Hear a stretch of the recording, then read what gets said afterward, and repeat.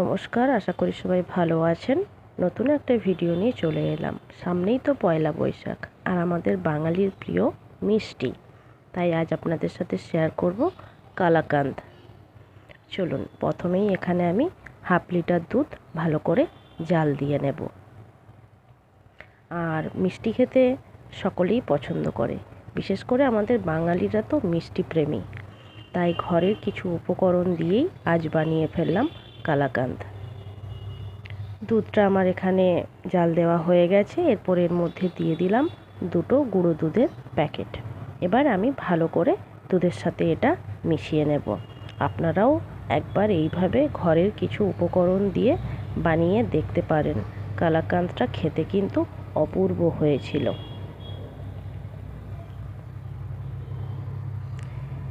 এখানে আমি নিয়েছি 200 গ্রামের মতন খোয়া। খোয়াটা প্রথমে আমি একটু হাত দিয়ে গুঁড়ো করে নিচ্ছি। তারপর আমি এখানে দুধটা একেবারে মরে গেছে, আমি এরপর খোয়াটা এখানে ভালো করে দিয়ে মিশিয়ে নেব।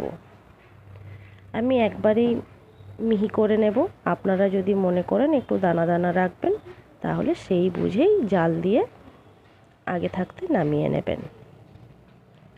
আর আমি কিন্তু কালাকাঁদটা তৈরি করতে কোনো চিনি ব্যবহার করিনি। আপনারা যদি মিষ্টি খেতে পছন্দ করেন, আপনারা অবশ্যই এখানে চিনিটা অ্যাড করবেন। দেখুন, আমার তৈরি হয়ে গেছে। আমি একটা স্টিলের থালাতে ঘি বুলিয়ে রেখেছিলাম, তার উপরেই আমি মিশ্রণটা দিয়ে একটা শেপ তৈরি করে নেব। গোলও বানাতে পারেন, আবার চৌকোও বানাতে পারেন। আমি এখানে চৌকোই বানিয়েছি।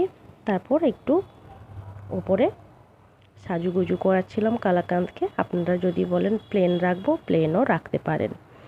আমি কিছু ড্রাই ফ্রুটস ব্যবহার করেছিলাম, যেমন কিশমিশ আর আমন্ড, বাড়িতে যা ছিল আর কি। আপনারা এখানে কাজু পেস্তাও দিতে পারেন। চলুন, এবার আমি খানিকক্ষণ এটা ঠান্ডা করার জন্য রেখে দেব। নর্মাল টেম্পারেচারেই রেখেছিলাম, ঠান্ডা হয়ে গেছে। এরপর আমি কেটে দেখি যে ফার্স্ট টাইম কালাকাঁদ বানালাম পারফেক্ট হয়েছে কিনা।